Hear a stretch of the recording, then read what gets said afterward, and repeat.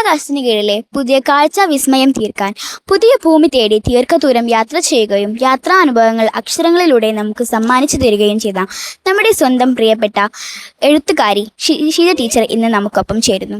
യാത്രാനുഭവങ്ങളുടെ അടിയൊഴുക്കിൽ നിന്നും എങ്ങനെ ഒരു പുസ്തകം രചിച്ചു എന്ന വിശേഷങ്ങൾ അറിയാനായി ഒത്തിരി നേരം ഒത്തിരി ദൂരത്തോടൊപ്പം നമുക്ക് ചേരാം. ടീച്ചർക്ക് യാത്ര ചെയ്യാൻ ഇഷ്ടമാണോ? എനിക്ക് ഏറ്റവും ഇഷ്ടമുള്ള കാര്യം യാത്ര ചെയ്യുക എന്നുള്ളതാണ്. അവധി ദിവസങ്ങളിലും ഒഴിവ് സമയങ്ങളിലും ഒക്കെ പരമാവധി സഞ്ചരിക്കുക. എഴുതാനാണോ യാത്ര ചെയ്യാനാണോ കൂടുതൽ ഇഷ്ടം?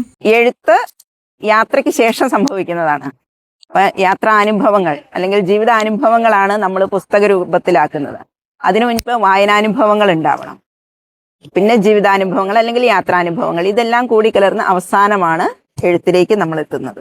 ടീച്ചർ കുറേ യാത്രകൾ ചെയ്തിട്ടുണ്ട്. അതിൽ ഏറ്റവും കൂടുതൽ ഇഷ്ടമുള്ളൊരു സ്ഥലം പറയാമോ? ഏറ്റവും ഇഷ്ടപ്പെട്ട ഒരു സ്ഥലം ചോദിച്ചാൽ അങ്ങനെ ഒന്നും പറയാൻ പറ്റില്ല. എല്ലാ യാത്ര ചെയ്ത അല്ലെങ്കിൽ യാത്ര പോയ കണ്ട ഓരോ സ്ഥലങ്ങളും ഓരോ അനുഭവങ്ങളും ഏറ്റവും പ്രിയപ്പെട്ടതാണ്.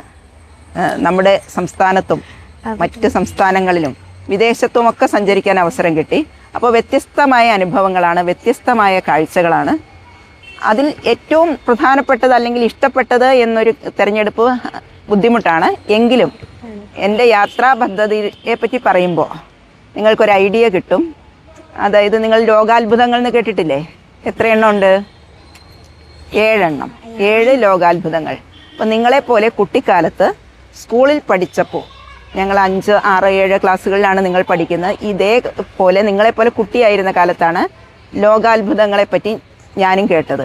അപ്പം അന്ന് കേട്ടപ്പോൾ ഈ 7 ലോകാത്ഭുതങ്ങളും അല്ലെങ്കിൽ 7 അത്ഭുതങ്ങളും ഒന്ന് കാണുക ഒരു സ്വപ്നമായിട്ട് അന്നേ മനസ്സിൽ സൂക്ഷിച്ചു. അപ്പം അതിലൊന്ന് ഇന്ത്യയിലാണ് അല്ലേ? താജ്മഹൽ ഉണ്ട്. പിന്നെ മറ്റ് രാജ്യങ്ങളിലാണ്. അപ്പോൾ ഇന്ത്യയിൽ നമ്മൾ 7 ലോകാത്ഭുതങ്ങളിൽ ഏറ്റവും ആദ്യം കണ്ടത് താജ്മഹലാണ്. പിന്നീട് ആണ് ഈജിപ്തിലെ പിരമിഡുകൾ കണ്ടത്. പിന്നെ ചൈനയിലെ വൻമതിലും കണ്ടു. ഇനി 4 ലോകാത്ഭുതങ്ങളുടെ പട്ടിക ഇങ്ങനെ മാറിക്കൊണ്ടിരിക്കുകയാണ് ഓരോരോ കാലത്തും. പക്ഷെ ഒരിക്കലും ആ പട്ടികയിൽ നിന്ന് പുറത്തു പോകാത്ത 3 ലോകാത്ഭുതങ്ങളാണ്. ഒന്ന് താജ്മഹലും പിന്നെ പിരമിഡും ചൈനയിലെ വൻമതിലുമൊക്കെ. അപ്പോൾ അതിൽ തന്നെ ഈജിപ്തിലെ പിരമിഡുകൾ കണ്ടത് എന്തുകൊണ്ടും എന്നെ അത്ഭുതപ്പെടുത്തിയ അല്ലെങ്കിൽ അതിശയപ്പിച്ച അല്ലെങ്കിൽ എൻ്റെ സ്വപ്നം സഫലമായ ഒരു നിമിഷമായിരുന്നു. ആ നിമിഷത്തിൽ നമ്മുടെ കൺമുന്നിൽ ഇപ്പോൾ ചൈനയിൽ പോകുന്ന സമയത്ത് ചൈനയിലെ വൻമതിൽ എന്ന് പറഞ്ഞാൽ 2200 കിലോമീറ്ററുകൾ നീളത്തിൽ കിടക്കുകയാണ്. അത്രയും ദൂരക്കാഴ്ച നമുക്ക് കിട്ടുന്നില്ല, അത്രയും ദൂരം നമുക്ക് നമ്മുടെ കണ്ണുകൾ കൊണ്ട് കാണാൻ കഴിയുന്നില്ല. പക്ഷെ പിരമിഡ് അത് നമ്മുടെ കൺമുന്നിൽ അതിൻ്റെ പൂർണ്ണ രൂപത്തിൽ ഉയർന്നു നിൽക്കുകയാണ്. അതിൻ്റെ മുഴുവൻ വ്യൂവും നമ്മൾക്ക് ലഭിക്കുന്നു. അപ്പോൾ താജ്മഹലിലാകുമ്പോഴും അങ്ങനെ തന്നെ. അപ്പോൾ ആ പൂർണ്ണ രൂപത്തിലുള്ള അതിശയിപ്പിക്കുന്ന ആ ഒരു കാഴ്ചയുണ്ടല്ലോ, അതെൻ്റെ മനസ്സ് നിറച്ച കാഴ്ചയാണ് ഒന്ന്. പിന്നെ നമ്മുടെ ഇന്ത്യയിൽ തന്നെ ലഡാക്ക് എന്ന് നിങ്ങൾ കേട്ടിട്ടില്ലേ? ലഡാക്കിന് ഇന്ത്യയും ചൈനയും അതിർത്തിയിൽ ഒരു പാങ്കോങ് തടാകമുണ്ട്. പാങ്കോങ് ലേക്ക് എന്ന് പറയും. പാങ്കോങ് ലേക്ക് അതായത് എത്രയോ കിലോമീറ്ററുകൾ നമ്മൾ ഹിമാലയത്തിലൂടെ സഞ്ചരിച്ച് മലകൾ കയറി വളരെ ഉയരത്തിലെത്തുമ്പോൾ കടൽ പോലെ പരന്നു കിടക്കുന്ന നീലക്കടൽ പോലെ ഒരു തടാകം കിടക്കുകയാണ്. 135 കിലോമീറ്ററാണ് അതിൻ്റെ നീളം. ഇതിൽ 90 കിലോമീറ്ററും ചൈനയുടേതാണ്, ബാക്കിയേ ഇന്ത്യക്കുള്ളൂ. ആ ബാക്കി ഭാഗത്തേ നമുക്ക് പോകാൻ കഴിയുന്നുള്ളൂ. എങ്കിലും ഒരു ഇന്ദ്രനീല കല്ല് പോലെയെന്നോ മലകൾക്കിടയിൽ ഇങ്ങനെ കെട്ടിക്കിടക്കുന്ന ആ ഒരു കാഴ്ച, അല്ലെങ്കിൽ അതിൽ ചെറിയ ഓളങ്ങൾ ഉണ്ടാകുമ്പോൾ തിരമാലകൾ വന്ന് കരയെ തലോടുന്നത് പോലെ ഉള്ള ഒരു കാഴ്ച, അതൊക്കെ മറക്കാൻ പറ്റാത്ത കാഴ്ചകൾ. എങ്ങനെയാണ് ടീച്ചർ വായിക്കാനുള്ള സമയം കണ്ടെത്തുന്നത്? പലപ്പോഴും വായനയ്ക്ക് നമ്മൾ ബോധപൂർവമായി സമയം കണ്ടെത്തേണ്ടിയിരിക്കുന്നു. എല്ലാ ദിവസവും നടക്കേണ്ട ഒരു കാര്യമാണ് പത്രവായന. അതിന് ദിവസവും സമയം, ഒരു അരമണിക്കൂർ സമയമെങ്കിലും മാറ്റിവെക്കണം. അപ്പോൾ രാവിലെ പൊതുവേ പത്രവായനയ്ക്ക് സമയം കിട്ടാറില്ലാത്തത് കൊണ്ട് വൈകുന്നേരങ്ങളിൽ സ്കൂൾ വിട്ട് വീട്ടിലെത്തിയാൽ അരമണിക്കൂർ സമയം 2 പത്രങ്ങൾ അല്ലെങ്കിൽ 1 മണിക്കൂർ സമയത്തേക്കൊക്കെ 2 പത്രങ്ങൾ വായിക്കാറുണ്ട്. പിന്നെ രാത്രി സമയങ്ങളിൽ 1 മണിക്കൂറെങ്കിലും ഏതെങ്കിലും ഒരു പുസ്തകത്തിൻ്റെ കുറച്ച് ഭാഗം വായിക്കുക. അതും ഒരു പ്രധാനമായിട്ട് തീരുമാനിച്ചിരിക്കുന്നതാണ്. അപ്പോൾ ഒരു ദിവസം 50, 60, 70, ചിലപ്പോൾ 100 പേജുകൾ വരെ വായിക്കാം. അങ്ങനെ ഓരോ ദിവസവും വായിക്കുമ്പോൾ ഒരു മാസം കൊണ്ട് 4 പുസ്തകങ്ങളോ 5 പുസ്തകങ്ങളോ ചിലപ്പോൾ 2 പുസ്തകങ്ങളെ വായിക്കാൻ കഴിയും. ഇങ്ങനെ കൃത്യമായ ഒരു സമയക്രമം പാലിച്ചിട്ടേ നമ്മൾക്ക് മുന്നോട്ട് പോകാൻ കഴിയും. പിന്നെ ഒപ്പം യാത്രകൾ പോകുന്ന സമയത്ത് തീവണ്ടി യാത്രയിലൊക്കെ ആണെങ്കിൽ നമ്മൾ കേരളത്തിൽ നിന്ന് ഡൽഹി വരെ തീവണ്ടിയിൽ യാത്ര ചെയ്യുകയാണെങ്കിൽ 2 ദിവസം 2 പകലുകളും രാത്രിയൊക്കെ കിട്ടും. ആ സമയത്ത് കുറേ സമയം നമ്മൾ കാഴ്ചകൾ കാണുമെങ്കിലും ബാക്കി വരുന്ന കുറേ സമയം നമുക്ക് പുസ്തക വായനയ്ക്കായിട്ട് മാറ്റിവെക്കാം. അങ്ങനെ വായിച്ച ധാരാളം പുസ്തകങ്ങളുണ്ട്. കൽക്കട്ടയിലേക്കൊരു യാത്ര പോകുന്നതിനിടയിലാണ് KR മീര എന്ന് നിങ്ങൾ കേട്ടിട്ടുണ്ടല്ലോ. KR മീരയുടെ ആരാച്ചാർ വായിച്ചത് പാലക്കാട് നിന്ന് കൽക്കട്ടയിലേക്കുള്ള യാത്രക്കിടയിലാണ്. ഞാൻ കൽക്കട്ടയിലേക്ക് എത്തുമ്പോഴേക്കും ആരാച്ചാർ പുസ്തകം വായിച്ച് തീരാറായിട്ടുണ്ടായിരുന്നു. അങ്ങനെ ഈ കൽക്കട്ട പശ്ചാത്തലമാക്കി എഴുതിയ പുസ്തകവുമാണ് ആരാച്ചാർ. അങ്ങനെയും ചില തിരഞ്ഞെടുപ്പുകൾ നടത്താറുണ്ട്. അത് നമ്മളെ യാത്രയ്ക്ക് കൂടുതൽ സഹായകവുമാണ്. പിന്നെ കഴിഞ്ഞ കുറച്ച് വർഷങ്ങളായിട്ട് ഓരോ വർഷത്തിലും ഇത്ര പുസ്തകങ്ങൾ വായിക്കുക എന്നൊരു ടാർഗറ്റ് നിശ്ചയിക്കും. അപ്പോൾ ടാർഗറ്റ് നിശ്ചയിക്കുമ്പോൾ 2025-ൽ 25 പുസ്തകങ്ങൾ വായിക്കാനായിരുന്നു തീരുമാനിച്ചത്. അത് 29ഓളം പുസ്തകങ്ങൾ വായിച്ചു തീർത്തു. ഇപ്പോൾ 2026 ഒരു 30 പുസ്തകം വായിക്കാനാണ് ഈ വർഷത്തെ ലക്ഷ്യം. അപ്പോൾ 30 പുസ്തകങ്ങൾ വായിക്കുമ്പോൾ 3-4 പുസ്തകങ്ങളൊക്കെ ഓരോ മാസത്തിലും വായിക്കേണ്ടി വരും. അപ്പോൾ അതിനനുസരിച്ച് ചില മാസങ്ങളിൽ കൂടുതൽ വായിക്കും, ചില മാസങ്ങളിൽ കുറച്ചേ വായിക്കൂ. ടീച്ചറെ പോലെ ടീച്ചറുടെ ഫാമിലിയും യാത്രയിൽ താല്പര്യമുള്ളവരാണോ?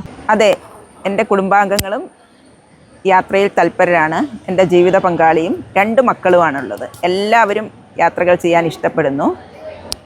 കുട്ടികൾ ചെറിയ കുട്ടികളായിരുന്ന കാലത്ത് എൻ്റെ ഒപ്പം എല്ലാ യാത്രകളിലും പങ്കെടുത്തിരുന്നു. ഇപ്പോഴവർ മുതിർന്നവരായി, അവരൊറ്റയ്ക്ക് സഞ്ചരിക്കുന്നു, അല്ലെങ്കിൽ അവരുടെ സുഹൃത്തുക്കൾക്കൊപ്പം സഞ്ചരിക്കുന്നു.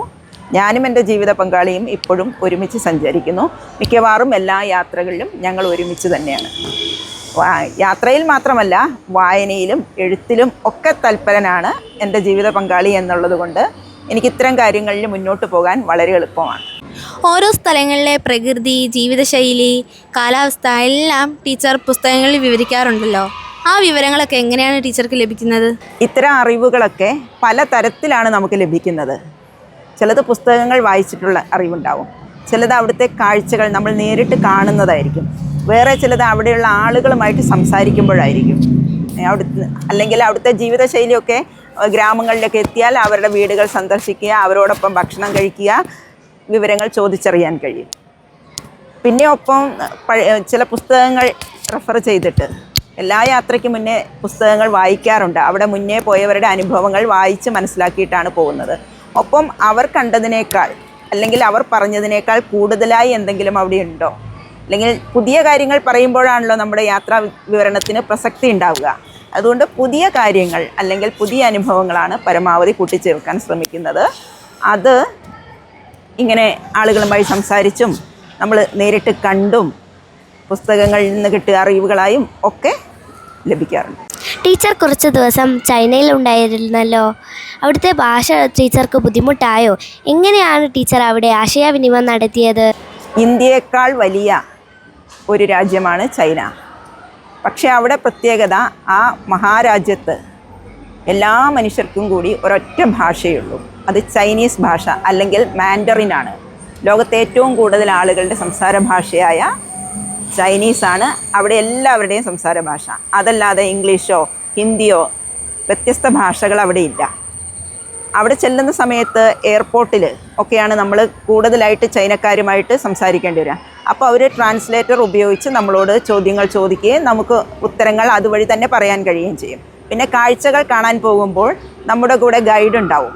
ചൈനീസ് ഗൈഡാണ്, പക്ഷേ അയാൾക്ക് ഇംഗ്ലീഷ് സംസാരിക്കാൻ കഴിയുന്ന ഗൈഡുകളെയാണ് അവിടെ നിയമിക്കുന്നത്. അപ്പോൾ അങ്ങനെയുള്ളവരുടെ ഇംഗ്ലീഷ് നമുക്ക് ഫോളോ ചെയ്യാൻ പറ്റും. പിന്നെ വീണ്ടും കൂടുതൽ അത്യാവശ്യ സമയങ്ങളിൽ നമ്മുടെ കൂടെ മലയാളവും ഇംഗ്ലീഷും കൈകാര്യം ചെയ്യാൻ കഴിയുന്ന ഗൈഡ് വേറെ ഉണ്ടാവും. ഇംഗ്ലീഷും ചൈനീസും സംസാരിക്കുന്ന ചൈനക്കാരായ ഗൈഡുകൾ വേറെ ഉണ്ടാവും. അപ്പോൾ ഇവരിൽ നിന്നൊക്കെ നമുക്ക് വിവരങ്ങൾ ശേഖരിക്കാം. ഇംഗ്ലീഷ് ലോകത്തെവിടെ സഞ്ചരിക്കുമ്പോഴും അത്യാവശ്യമായൊരു ഭാഷയാണെന്നാണ് മനസ്സിലാക്കിയത്. എന്നാൽ ചൈനയിൽ താരതമ്യേന അതിന് പ്രസക്തി കുറവുമാണ്. ടീച്ചർക്ക് യാത്രയ്ക്കിടയിൽ ഏറ്റവും പേടി തോന്നിയ ഒരു അനുഭവം പറയാമോ? യാത്രക്കിടയിൽ എന്നെ പേടിപ്പിക്കുകയും ഇപ്പോഴും അതിൻ്റെ ഓർമ്മകൾ വേട്ടയാടുകയും ചെയ്യുന്ന ഒരു സംഭവം എൻ്റെ പുസ്തകമായ കാശി ടു കൗസാനിയിൽ എഴുതിയിട്ടുണ്ട്. ഉത്തരാഖണ്ഡിലെ രുദ്രപ്രയാഗ് എന്ന സ്ഥലത്താണ് അത് സംഭവിച്ചത്. രുദ്രപ്രയാഗ് എന്നാൽ അളകനന്ദയും മന്ദാകിനിയും കൂടിച്ചേരുന്ന ഒരു സംഗമ ഭൂമിയാണ്. ആ രുദ്രപ്രയാഗിൽ വെച്ച് ഒരു സ്ത്രീ സംഗമത്തിലേക്ക് എടുത്ത് ചാടി. അവർ ആത്മഹത്യ ചെയ്യുകയായിരുന്നു.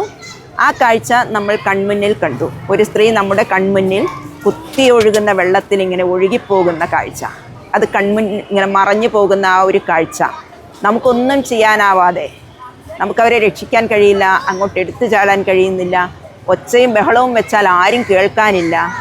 അങ്ങനെ ഒരു മനുഷ്യ സ്ത്രീ ഇങ്ങനെ ഒഴുകിപ്പോകുന്ന ആ ഭീകര കാഴ്ച, ഒന്നും ചെയ്യാനാകാതെ നിസ്സഹായരായി നമ്മൾ നോക്കി നിൽക്കേണ്ടി വരുന്നു. അപ്പം അതിൻ്റെ ഓർമ്മകൾ ഒരുപാട് കാലം എന്നെ ഇങ്ങനെ വേട്ടയാടി. ഓർമ്മകൾ, അത് രാത്രിയും പകലും എന്ന് വേണ്ട ഓരോ സമയത്തും അതിൻ്റെ പേടിപ്പിക്കുന്ന ആ കാഴ്ചയുടെ ഭീകരത നമ്മളെ ഇങ്ങനെ ഉലച്ചുകൊണ്ടിരുന്നു. ഇപ്പോഴും എനിക്ക് പറയുമ്പോഴും ആ ഓർമ്മകളിലേക്ക് പോവുകയാണ്. വളരെ വിഷമത്തോടെ തന്നെയാണ് ഞാനത് പറയുന്നത്. ഭാവിയിൽ എഴുത്തുകാരാകാൻ ആഗ്രഹിക്കുന്ന എനിക്ക് തരാനുള്ള ടിപ്സ് എന്തെങ്കിലും? എഴുത്തുകാരാകാൻ എളുപ്പ വഴികളൊന്നുമില്ല. അതിന് ചില കാര്യങ്ങളുടെ, ചില ഘട്ടങ്ങളിലൂടെ ജീവിതത്തിൽ കടന്നു പോകണം. അതിൽ ഏറ്റവും പ്രധാനപ്പെട്ട ഒന്നാണ് വായന. നമ്മൾ ധാരാളം വായിക്കുക, എല്ലാത്തരം പുസ്തകങ്ങൾ വായിക്കുക, കിട്ടുന്നത്ര പുസ്തകങ്ങൾ വായിക്കുക. യാത്രകളെക്കുറിച്ച് എഴുതാൻ ആണ് ആഗ്രഹിക്കുന്നതെങ്കിൽ യാത്രാ വിവരണങ്ങൾ വായിക്കുക.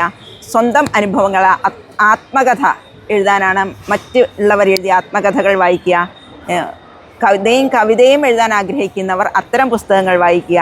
പിന്നെ പുതിയ അറിവുകൾ കിട്ടാനായിട്ട് മറ്റ് പുസ്തകങ്ങളുണ്ടല്ലോ, വിജ്ഞാനം ലഭിക്കുന്ന പുസ്തകങ്ങൾ, അത് വായിക്കുക. പിന്നെ പലതരം പത്രം വായിക്കുക, മാസികകൾ വായിക്കുക, ആനുകാലിക സംഭവങ്ങളെക്കുറിച്ച് അറിയുക, പിന്നെ TV കാണുക. ഇതെല്ലാം നമുക്ക് എഴുത്തിലേക്കുള്ള ഒരു വഴി തെളിക്കുകയാണ്. അപ്പം എഴുത്ത് വളരെ വലിയൊരു പുസ്തകത്തിലേക്കായിരിക്കില്ല നമ്മൾ ആദ്യം പോകുന്നത്. ആദ്യം ചെറിയ കഥകൾ എഴുതുന്നു, അല്ലെങ്കിൽ കവിതകൾ എഴുതുന്നു. നമ്മൾ സ്കൂളിൽ നിന്നോ വീട്ടിലേക്കോ, വീട്ടിൽ നിന്നോ സ്കൂളിലേക്കോ വരുമ്പോഴുള്ള ഒരു കാഴ്ച എഴുതുന്നു. ഇപ്പോൾ സ്കൂളിലൊക്കെ ചെറിയ ക്ലാസ്സിൽ തന്നെ ഡയറി കുറിപ്പുകൾ എഴുതാറുണ്ട്. അങ്ങനെയുള്ള എഴുത്താണ് നമ്മൾ പരിഷ്കരിച്ച് നമ്മുടെ ഒരു പുസ്തകത്തിലേക്കൊക്കെ എത്തുന്നത്. അപ്പോൾ പടിപടിയായേ നമുക്ക് ഉയർന്നു വരാൻ കഴിയും. ഒറ്റച്ചാട്ടത്തിന് മുകളിലേക്ക് എത്താൻ കഴിയില്ല. ഏറ്റവും പ്രധാനം വായനയാണ്, ഒപ്പം ജീവിതാനുഭവങ്ങൾ. ഇത്തിരി നേരം ടീച്ചർക്കൊപ്പം ചിലവഴിച്ചപ്പോൾ തന്നെ നമുക്ക് ഒരുപാട് കാര്യങ്ങൾ മനസ്സിലാക്കാൻ സാധിച്ചു. ഞങ്ങളുടെ എല്ലാ ചോദ്യങ്ങൾക്കും സംശയങ്ങൾക്കും വളരെ ലളിതമായും രസകരമായും ടീച്ചർ മറുപടി നൽകി. ഈ അനുഭവം ഞങ്ങൾക്ക് തികച്ചും പ്രചോദനം നൽകുന്നതാണ്. ഇനിയും ഒരുപാട് നല്ല പുസ്തകങ്ങൾ ടീച്ചർക്ക് എഴുതാൻ സാധിക്കട്ടെ.